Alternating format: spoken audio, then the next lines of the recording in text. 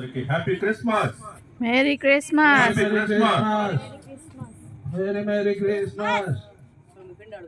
సముదాచి ధరణికి తెంచితే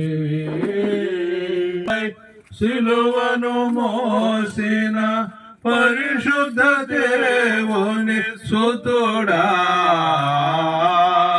పరిశుద్ధ దేవుని సుతుడా, శ్రీకరమౌని పాదములకునే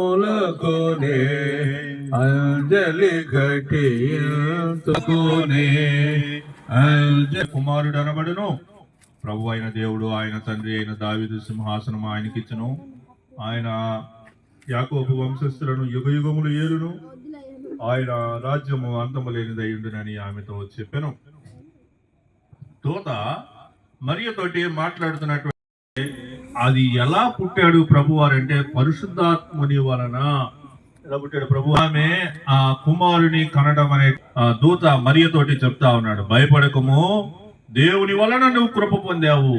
అది దేవుని వలన కలిగినటువంటి కృప, దేవుని యొక్క కృప అన్నమాట. ఇదిగో నీవు గర్భము ధరించి కుమారుని కని ఆయనకు యేసు అని పేరు పెట్టుదువు. యేసు అంటే రక్షకుడు అని అర్థం. కాబట్టి ఆయన గొప్పవాడే, ఈ సర్వోన్నతుని కుమారుడు అనబడతాడు. ప్రభు అయిన దేవుడు ఆయనకు తండ్రి అయిన దావీదు సింహాసనం ఆయనకి ఇస్తాడు.